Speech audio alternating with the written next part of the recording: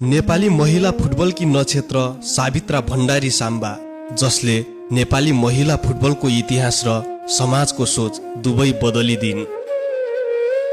लमजुङको सिम्पानी गाउँ, जहाँका पहाडी थुम्काहरूमा बिहानको पहिलो घामसँगै घाँस दाउरा र मेलापातको सुस्केरा सुनिन्छ।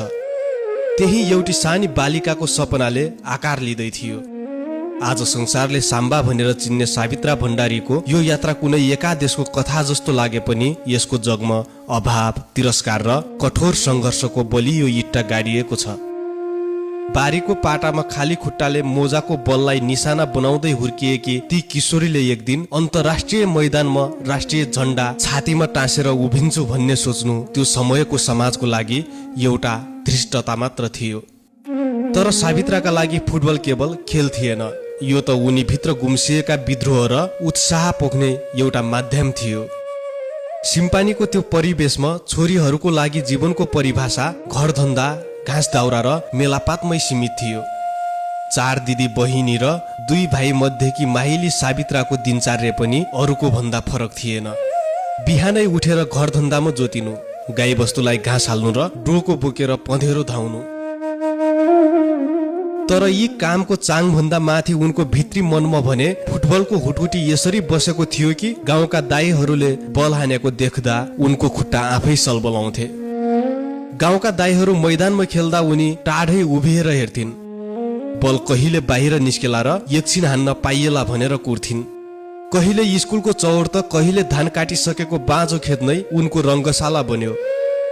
एउटा सक्कली फुटबल पाउनु त परको कुरा, फाटेका पुराना मोजालाई गाँठो पारेर बनाइएका बल नै उनका लागि विश्वकपको फाइनल जत्तिकै महत्त्वपूर्ण हुन्थ्यो।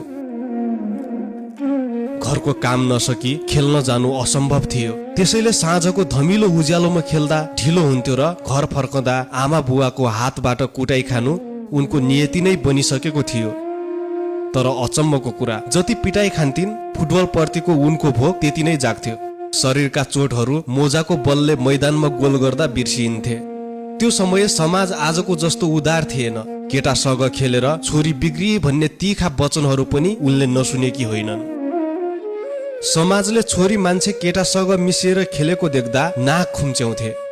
फलानाकी छोरी बिग्रिए भन्ने शब्दहरू उनले बाटो हिँड्दा कति पटक सुनिन्, त्यसको लेखाजोखा छैन। तर सावित्राले ती नकारात्मक टिप्पणीलाई कहिल्यै आफ्नो मनमा बस्न दिइनन्। 2 कक्षा पछि नै फ्राक लाउन छोडेर पाइन्टमा सजिएकी उनी खेत जोत्नेदेखि दशैंमा खसी काट्ने सम्मका काममा छोरा भन्दा कम थिएनन्। यो विद्रोह केवल लुगामा मात्र थिएन, यो त छोरा र छोरी बीचको विभेदकारी साथ भत्काउने एउटा प्रयास थियो। खेलप्रतिको यही लगावले उनलाई 9 कक्षामा पुग्दा राष्ट्रपति रनिङ सिल्डसम्म पुर्यायो, जहाँ उनले दौड र भलिबलमा स्वर्ण पदक जितेर पहिलो पटक सफलताको स्वाद चाखिन्। विद्यालयले दिएको त्यो सानो सम्मान नै उनको जीवनको ठूलो ऊर्जा बन्यो। सावित्राको जीवनले तब नयाँ मोड लियो जब उनी 11 कक्षामा पढ्दै गर्दा घले गाउँको एउटा प्रतियोगितामा उत्कृष्ट गोलकर्ता बनिन्।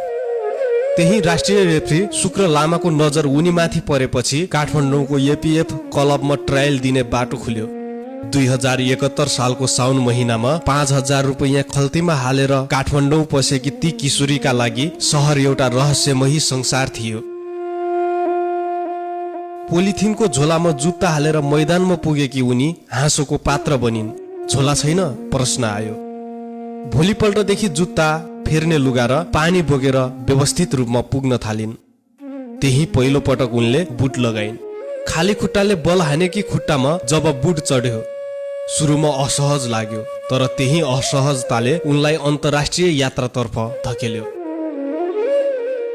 गाउँबाट ल्याएको 5000 रुपैयाँ मध्ये 2900 रुपैयाँ बुट किन्नमै सकियो। सुन्धाराबाट किनिएको त्यो बुट 3 महिनामै च्यातियो। 1000 रुपैयाँको अर्को जुत्ता लगाएर उनले साफ च्याम्पियनसिप खेलेको सम्झना अझै ताजै छ। साधन सीमित थिए तर आत्मविश्वास असीमित। 2014 मा पाकिस्तानमा भुटान विरुद्ध डेब्यू गर्दा 86औं मिनेटमा मैदानमा छिरेर 88औं मिनेटमा गोल गरेपछि नेपाली फुटबलले एउटा नयाँ नक्षत्र पायो। त्यसपछिका वर्षहरूमा साम्बाले गोलको यस्तो वर्षा गरिन् कि दक्षिण एसियाली फुटबलमा उनको नाम नै एउटा डरको पर्याय बन्यो।